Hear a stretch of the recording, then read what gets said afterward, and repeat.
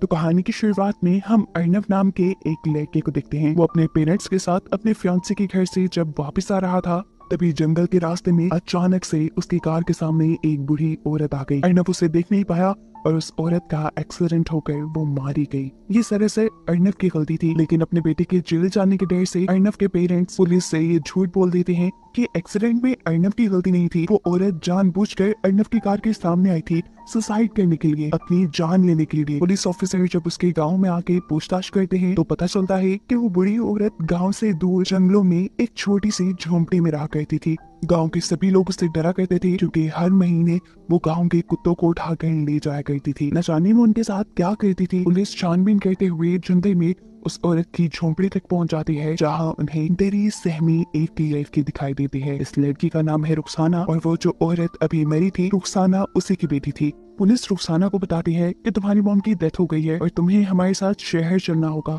अजीब बात ये थी कि इस टाइम हम रुखसाना के मुंह पे कोई परेशानी, कोई दुख नहीं देख रहे थे, ऐसे जैसे उसे अपनी मॉम की मौत से कोई फर्क ही ना पड़ा हो। वो अर्नव और पुलिस के साथ शहर आ जाती है। सीन कट होकर हमें मुर्दा घर में एक आदमी को दिखाया जाता है। वो जब पोस्टमार्टम के बाद इस बूढ़ी औरत को दफन कर रहा था तो तब उसे उस औरत के हाथ पे एक अजीबो गरीब निशान नजर आता है। जिस निशान को देखते ही वो डर गया। उसने फौरन बांग्लादेश में एक आदमी को कॉल मिलाई जिसका नाम था प्रोफेसर कासिम अली। यह आदमी कासिम अली को बताता है कि उसने एक मरी हुई औरत के हाथ पे औलाद चक्र का निशान देखा है। ये बात सुनते ही कहानी एकदम से फ्लैशबैक में चली जाती है और हमें कासिम अली के पुराने दिन दिखाए जाते हैं जब कासिम अली क़यामत आंदोलन नामी एक मुहिम का हिस्सा थे।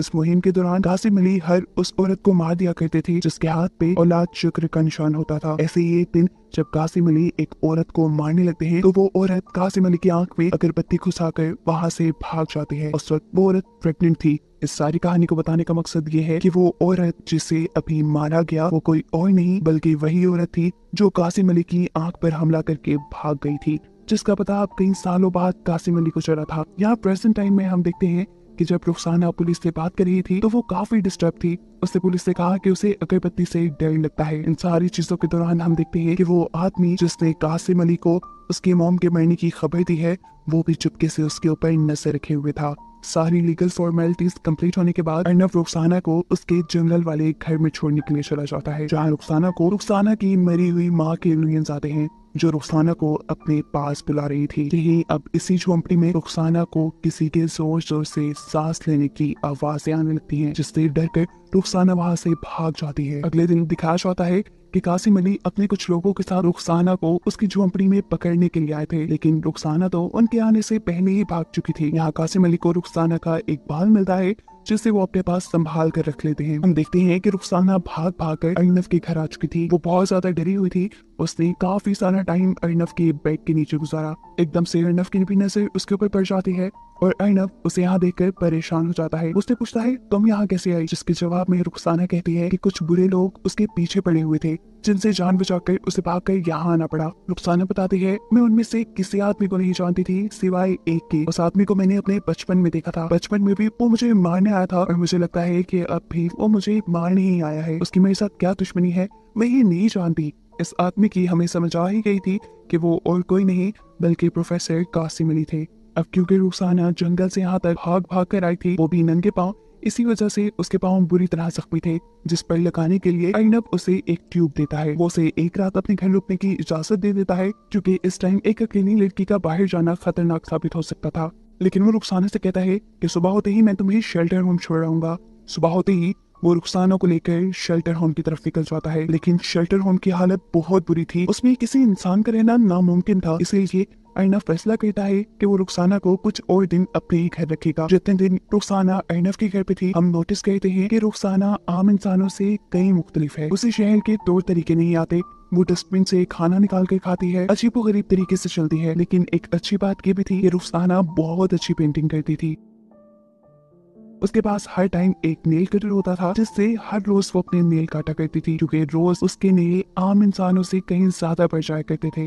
अर्नव इस चीज से परेशान एक दिन उसका नेल कटर छुपा लेता है और अपनी नेल काटने के लिए रुखसाना छुरी का इस्तेमाल करती है, जिसकी वजह से उसके पाँव बुरी तरह जख्मी हो जाते हैं। इसके अलावा अब अर्नव के घर में कुछ अजीब व गरीब चीजें भी होने लगी थी। जैसे ही अर्नव ऑफिस के लिए निकलता था, अर्नव के घर से कुछ अजीब व गरीब आवाजें सुनाई देती थी, जिन आवाजों के बाद रुखसाना का भी चेहरा बदल जाया करता था। उसका चेहरा डरावना हो जाता था। ऐसे ही एक रात में रुखसाना को बहुत जोर से पेट में दर्द होता है।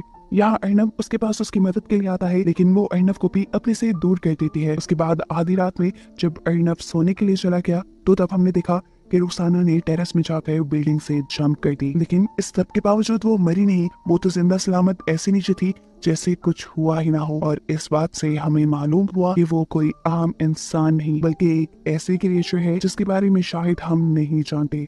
वो यहाँ नीचे जाकर सोसाइटी के एक डॉग के ऊपर हमला कर देती है और बुरे तरीके से किसी वैम्पायर की तरह उसका खून चूसते हुए उसे मार देती है। सीन कट होकर हमें कासिम अली को दिखाया जाता है, जो एक बंधी हुई औरत के पास आई है। कासिम अली ने उसे काफी साल से अपनी कैद में रखा हुआ था। कासिम अली के सामने आते ही इस औरत का चेहरा बिगड़ जाता है, इतना खराब हो जाता है कि देखने के काबिल नहीं रहता, ऐसे जैसे वो कोई भूत हो। कासिम अली इस औरत को एक लड़की का बाल देते हैं और कहते हैं सूंघ के बताओ कि ये अब कहाँ है। ये रुखसाना का बाल था, जिसे सूंघ कर वो औरत प्रोफेसर से कहती है ये तुम्हारे हाथ नहीं लगेगी, उस पे बाहर आई है, अगर तुम फिर भी अपनी कोशिश करना चाहो तो कर लो। ये औरत उसे अर्नब का पता दे देती है, जिसके घर पे आजकल रुखसाना थी। अगले ही दिन प्रोफेसर अपने एक असिस्टेंट के साथ अर्नब की सोसाइटी में पहुंच जाते हैं। वो अर्नब को रोक कर बताते हैं कि तुम्हारे घर पे जो लड़की है वो इंसान नहीं है, वो एक इफरत की यानी एक डेविल की बेटी है। सिर्फ यही नहीं, प्रोफेसर अर्नब को ये भी बताते हैं कि वो लड़की तुम्हारे साथ जरूर इंटीमेट होकर बच्चे पैदा करने की कोशिश करेगी ताकि वो अपनी नस्ल को आगे बढ़ा पाए, लेकिन तुम्हें एहतियात करनी होगी। अर्नब, जिसे इन बातों पे बिल्कुल यकीन नहीं था, वो प्रोफेसर को सिक्योरिटी से कहकर बाहर निकलवा देता है, लेकिन फिर भी ये लोग अर्नब का पीछा नहीं छोड़ते। वो मुर्दा पैर वाला आदमी अर्नब का कॉन्टिन्यूस पीछा करने लग जाता है, जिस बात का अर्नब को भी अंदाजा था।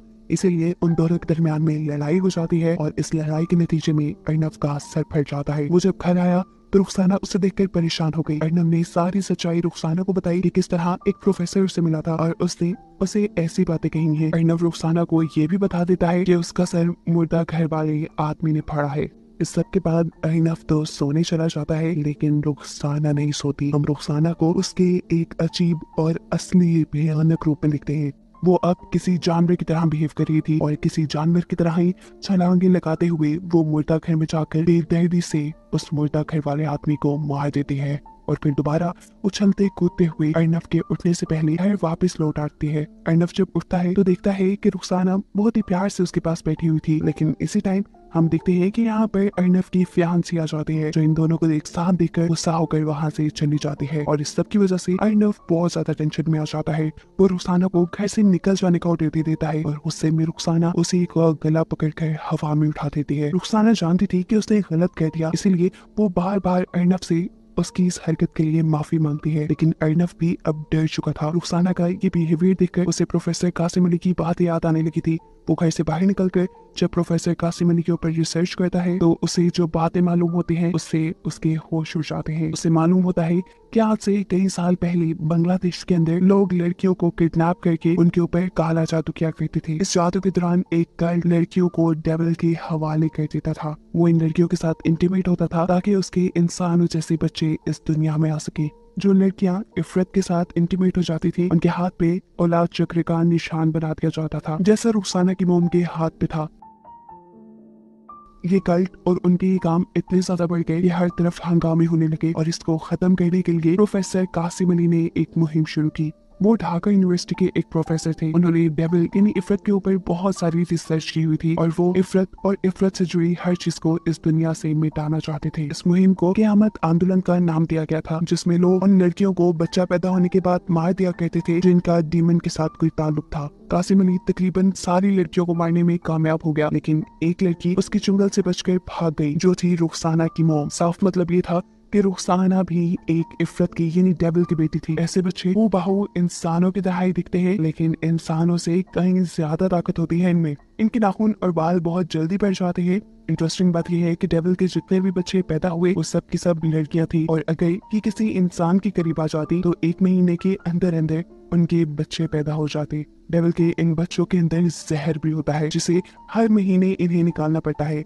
अगर ये हर महीने उस जहर को ना निकाले तो उस जहर से ये खुद ही मर जाए। काफी सारी ऐसी लड़कियां इंसानों का शिकार करके इंसानों में अपना जहर डालकर उन्हें मार दिया करती थी, लेकिन रुखसाना और उसकी मॉम इस काम के लिए कुत्तों को मारती थी। अब अर्नव, जिसे सारी हकीकत पता चल चुकी थी, वो बहुत उदास घर लौटता है और यहाँ रुखसाना एक और मर्तबा उससे माफी मांगने लग जाती है। यहाँ रुखसाना अर्नव को बताती है कि वो भी प्रेग्नेंट है और अर्नव ये सुनकर पूरी तरह शॉक रह जाता है। डरकर वो रुखसाना को जंजीरों से बांध देता है और प्रोफेसर कासिम अली को अपने पास बुलाता है। प्रोफेसर कासिम अली रुखसाना के ऊपर बहुत जुल्म करते हैं, उसे बहुत मारते पीटते हैं और अर्नव उसे यहीं पर हेल्पलेस छोड़कर चला जाता है। इस सारे वाक्य के बाद अर्नव बहुत ज्यादा डिप्रेस हो चुका था। कई हफ्ते वो एक ही कमरे में बंद रहा। अर्नव के पेरेंट्स को लगा कि शायद अर्नव की एंगेजमेंट टूटने की वजह से ये सब हो रहा है, इसीलिए वो अर्नव की फियांसी को घर बुला लेते हैं, जहाँ वो अर्नव से कहती है, तुम क्या ड्रामे कर रहे हो, खुद ही गलती की है और खुद ही ड्रामे कर रहे हो, चलो खत्म करो ये सब। और यहाँ डिप्रेस्ड अर्नव उसके सामने सब बता देता है। क्योंकि ये उसकी दोस्त थी बहुत अच्छी, अर्नव सब कुछ उसे शेयर कर लेता था। अर्नव अब उसे रुखसाना की सारी कहानी सुनाता है। ये कहानी सुनकर वो लड़की भी शॉक थी। अर्नव उसे कहता है, रुखसाना एक डेविल की बेटी नहीं, रुखसाना एक शैतान नहीं, बल्कि उससे बड़ा शैतान तो मैं हूँ, जो मैं उसे ऐसे अकेला छोड़ाया, ये जानते हुए भी कि वो मेरे ही बच्चे की मां बनने वाली है। यहाँ अर्नव की फियांसी सारी सिचुएशन समझते हुए और अर्नव की दिमाग की हालत को देखते हुए उसे कहती है, जाओ तुम जाकर रुखसाना की मदद करो। अर्नव फौरन अपने फ्लैट में जाता है और वहाँ जाकर वो देखता है कि रुखसाना तो वहाँ से भाग चुकी थी और जो लोग रुखसाना के ऊपर नजर रखे हुए थे, रुखसाना ने उन्हें मारकर फांसी से लटका दिया था। सीन कट हो गए, हमें रुखसाना को दिखाया जाता है जो कासिम अली के घर पहुंची है। कासिम अली उसे यहाँ देखकर शौक था।